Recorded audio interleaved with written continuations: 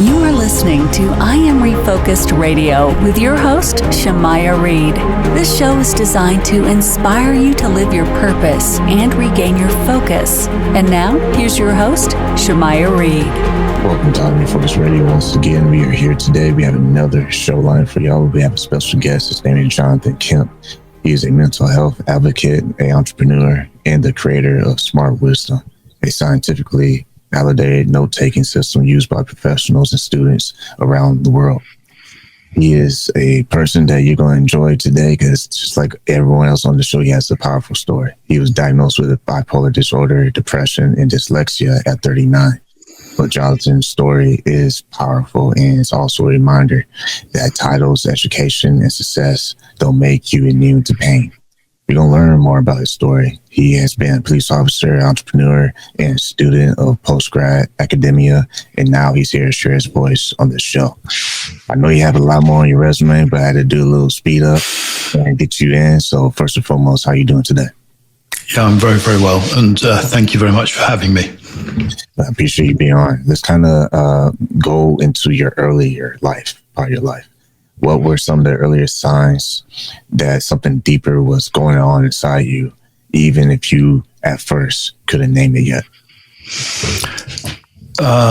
Yes. So I think it was apparent to me before the age of 10 that things weren't right and that in some way I was different to others, but I didn't understand what it was and I couldn't explain it. But I remember sort of thinking, people who got a broken arm, they were fortunate in that, you could clearly identify you've got a broken arm. But there was something wrong with me and there was something wrong with my brain. But I had no idea. And at that time, mental health wasn't really talked about at all. And so I had no sort of reference points whatsoever. And that pretty much carried on until my early 20s, actually, by which time I knew something was seriously wrong. I stopped drinking, taking substances in my early 20s. I worked as a cowboy in Australia for a year, and it's one of the best years of my life. But even then, I remember there were some nights that I'd just go out on my own and sort of lie on my back looking at the stars, which were amazing, and just trying to work out what was wrong, trying to think of different ways of thinking. But I had a lot, not all the time, but quite a bit of the time, I had this feeling of sort of discomfort or, and then at other times it's like a sort of mental nausea. And it also felt like I was sort of continually fighting with my thinking, with my brain, trying to get my brain to focus on things that I wanted it to focus on.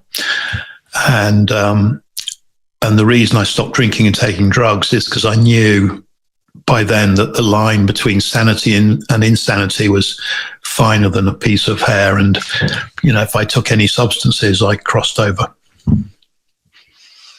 That's powerful insight to have, because a lot of times you read about or hear about people just kind of avoiding everything at all costs, but you chose to recognize what was truly going on. I think that's very interesting. Kind of touched on that a little bit. Yeah, sure. How were you able to recognize, wow, okay, there's a threshold. If I overdo it, I might not be able to come back?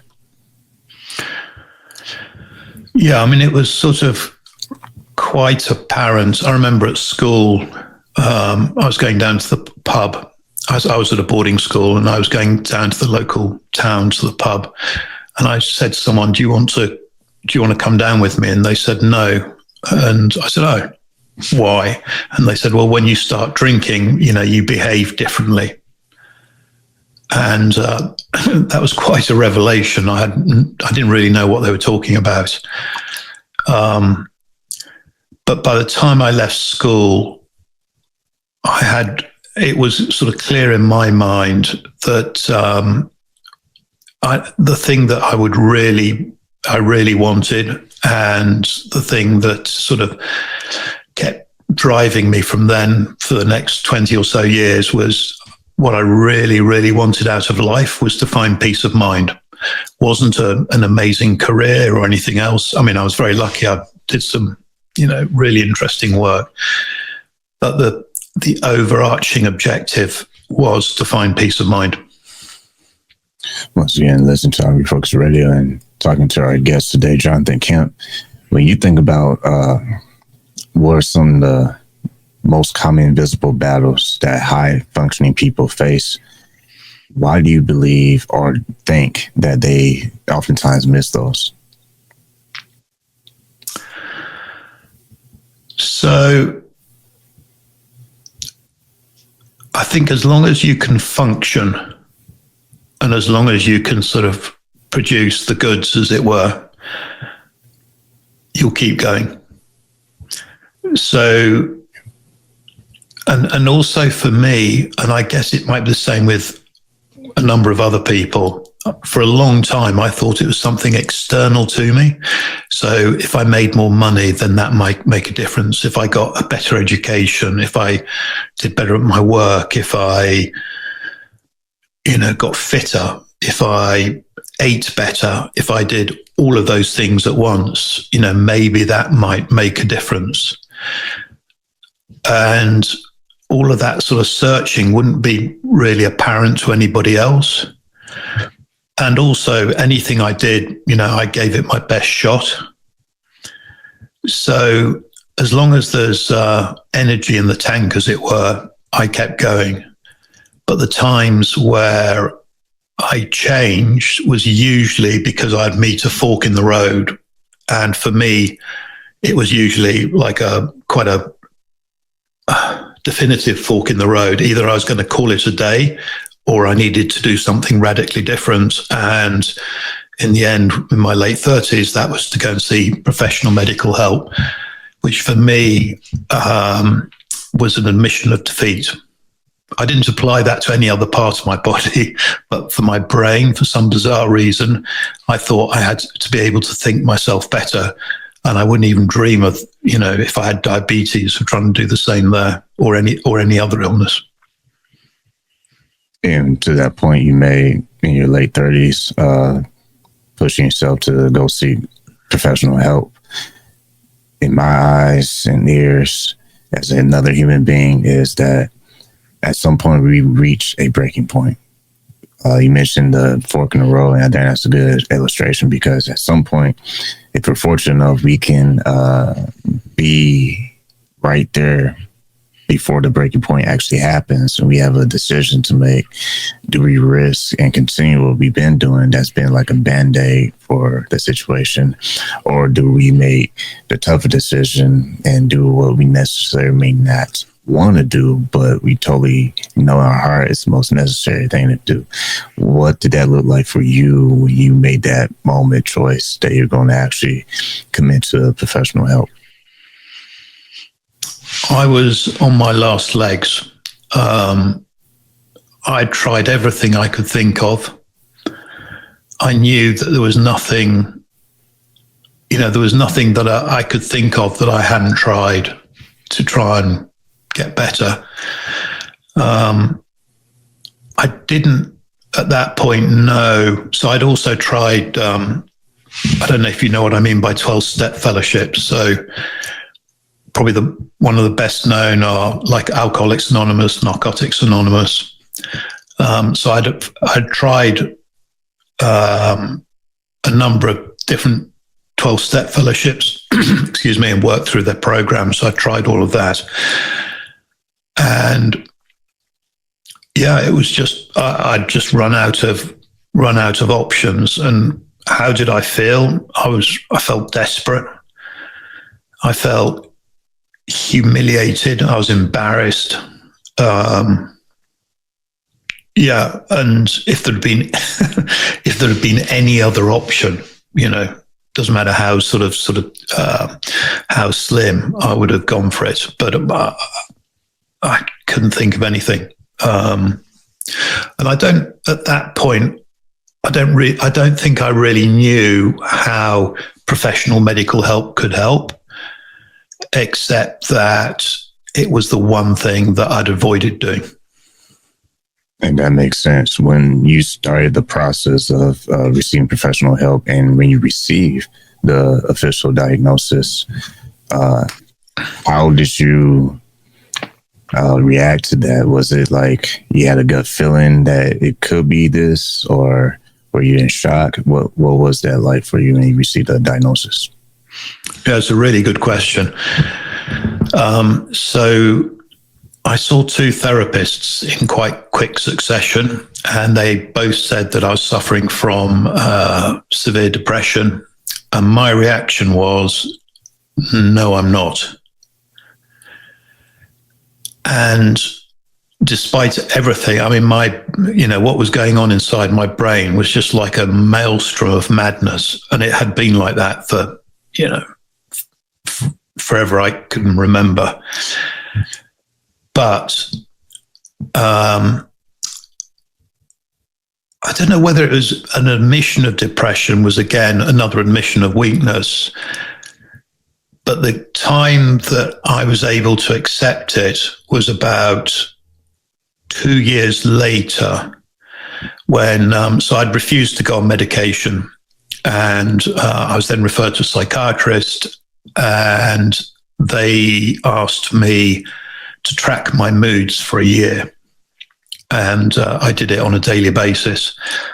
And it was then that I realized, actually, there's no way in a month of Sundays I'm going to be able to sort this out myself, because if that's a midpoint, most of the time I'd have occasional spikes up, and most of the time I'd be sort of rattling along the bottom. And after another year of resisting medication, I finally agreed. It was actually a friend of mine who persuaded me.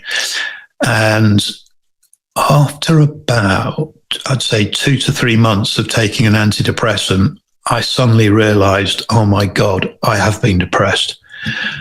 And the reason I couldn't say so before, because that was the norm for me. I knew nothing different. So when somebody said you're depressed, no, I'm not, because it's all I'd known.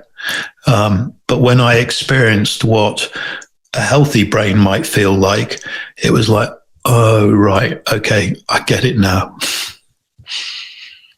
Once again, that's on Refocused Radio, and watching us online, talking to our guest, Jonathan Kemp. When you said untreated bipolar disorder and dyslexia, it takes a toll on you.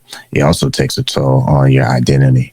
When you think about what started to happen for you with medication, did that cause any battle or conflict with your identity, how you saw yourself? Or did you still kind of see yourself as this professional who still works and do all this? Or were there any times you had any struggle trying to stay consistent with what you knew who you were? So again, a good question. So initially I was diagnosed with depression. I took medication for depression. And about a year afterwards, I actually went to a treatment center in the US who had a good reputation. And the reason I went there was because I just hit another low point, and I was just at my wit's end. And when I went there, I was diagnosed with bipolar. So it's quite common with people with bipolar disorder that it's not actually diagnosed for quite a few years after first seeing a medical or mental health professional. And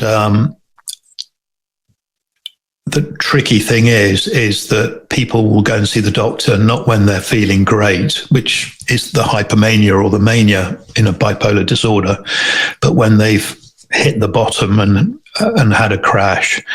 And they'll often be diagnosed with depression, put on an antidepressant, and that can then actually trigger the hypomania or the mania.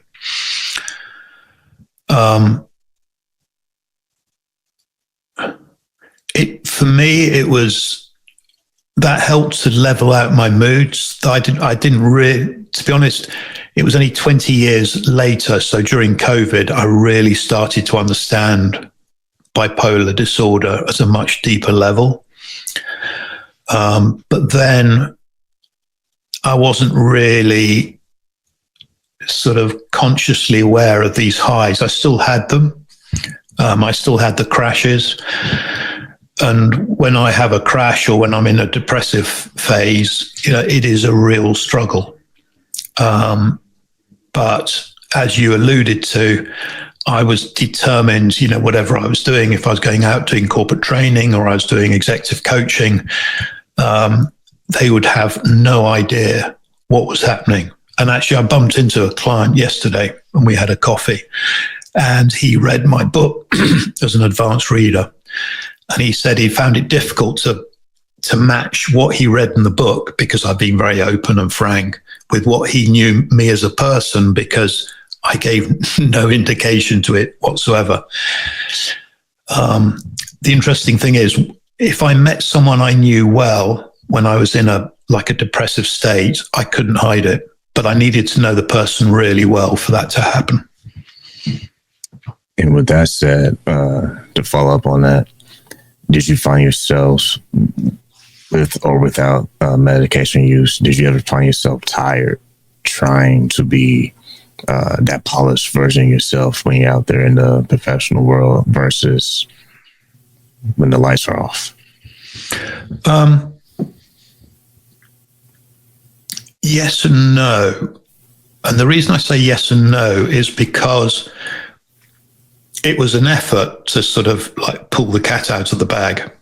And I remember a few occasions, I don't even know how I did it. But the tiring bit, so let's say you were my client and I'd come and see you, I would be super focused, trying to listen to what you're, the sort of things that you were interested in, seeing if I could add value. And that level of focus helped me. Where I felt tired was when I would come away and then I was on my own again. And then the grey mist would come back in, and then just the struggle, the sort of internal struggle would come back in. So interestingly enough, the real tiredness came post an event. That's very interesting. So follow up on that. When you were taking medication, when you were away from everyone, did that seem to help that tiredness, or did it stay the same, or what was that like? The medication made a transformational difference. So, I remember thinking quite a few times that it was at times it was like a miracle. It was like I'd been given a life. And even if my life sort of terminated early, at least I knew what it felt like to have, a quality of life. And this is with the benefit of hindsight, but I sort of carried on business as usual. So, I'm always thinking of ideas. I'm always I'm going to do this, I'm going to do this, I'm going to do this. And I was taking substantial risks, investing in ideas. And what I wasn't doing, and I don't think I recognized the cruciality of doing it, what I wasn't doing was trying to curtail these bipolar highs.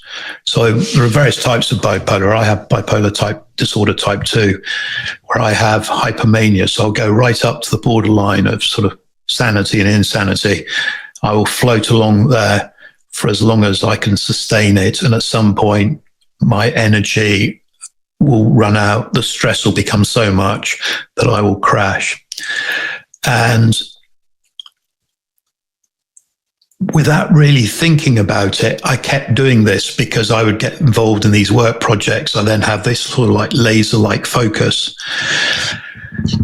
But all of that I was doing because when I do that, I feel alive and I'm able to function and focus. It's not perfect by any stretch of the imagination, but it didn't really occur to me to try and curtail that. And it was only during COVID that I suddenly realized I'd got all the whole thing sort of, trying can't think of a polite expression, but ask about face. Once again, listen, on Refocused Radio and talking to our guest today, Jonathan Kemp. When you speed things up, because I know we close on time, but when you speed things up, at what point did you decide to create this system called SmartWisdom? You help professionals and students with this. So what piqued that interest to make that happen? Yeah, sure. It was actually more by accident. So I'd been in the Met Police, which is the London Police, for 12 years. I left to do some postgraduate study. I'd never been to university, so I skipped the undergraduate degree. But I knew if I did what I did at school, there was no chance of doing anything. And I started off with some other techniques for recording information in a different way. I didn't know if it would work, but I just really stuck with it and then started making tweaks and then, bringing in some other aspects and then created my own system, which I realized would help not only myself, but anybody. And actually, I didn't know I had dyslexia until I was 49. I had no idea. Well, certainly until my 40s, I had no idea. And what the SmartWisdom does, it helps me to focus, concentrate, and also to mentally process new information as I'm listening to it, which is the challenge I have with the dyslexia. When you think about how results or transformations that you've been able to see, not just for yourself, but with your students and professionals that you share this SmartWisdom with, how have you seen it help navigate their not just mind but action? Because it's one thing to feel better, but it's a whole transformational feeling when you actually are applying this type of knowledge into action. Yeah, so SmartWisdom, it replaces traditional handwritten note-taking. So you'll use it in like meetings, interviews, when you're doing any form of planning. And what it does, it gives the person greater clarity and greater control either over everything they're listening to or everything they're thinking. So if they're in a meeting, they're able to understand what's being said at a deeper level than other people, and as a result, able to really question it and able to potentially spot ideas that other people don't. If someone's watching us and listening to us on podcast or radio, and they feel like they might feel more ashamed to go get professional help, or they feel like it's risky on one end or the other, what will you say to them right now to kind of help them maybe dig a little bit deeper before they rush to saying no? I would say to them, so the things I didn't get help for was my mental health, but I couldn't have described it as clearly as I have just now. And I would say is treat mental health the same as physical health. So if you sprained your ankle, you got a torn ligament, there's something wrong with, your stomach or anything else, you go and see a doctor. If you've got earache, if there's something wrong with your nose, your throat, your eyes, you go and see a doctor. The brain is no different. If you're not feeling, if you're not feeling comfortable, or if it just feels that everything is an effort, or controlling your thinking is an effort, then I would thoroughly recommend not doing what I did, which was try and solve it myself, but actually going and getting professional medical help. And if finances are difficult, trying to link up with some of the charities, either internationally or nationally within the USA or locally within Texas, and contact some of the mental health charities and ask for help, or if you can, see a doctor and ask for help. For me, that was what has been transformational. Once again, listen, I'll be focused for anyone watching this online. To our guest today, Jonathan Kemp. If someone wants to stay in contact with you, obviously you're doing way better today because you're on different shows sharing your message and story, which I think is something to commend. How can people keep in touch with not just your resources, but your books? Yeah, so I've written a book which is going to be coming out on the 10th of October called Finding Peace of Mind, which is a story of my journey, but also the second part is my analysis of what works and doesn't work. And the foundation stone of that is getting professional medical help. So it will be available on Amazon and in stores, but also you'll be able to stay in contact. I'm having a new website built, jonathankemp.com, and you'll be able to stay in contact that way. We always, go ahead. So the other thing that might be of interest is I'm going to do a 7-month mental health walk and talk through the length of the United Kingdom and then Ireland. That's a big walking, yeah, and with the idea of just spreading the message that it's okay to talk about mental health and it's okay to ask for help.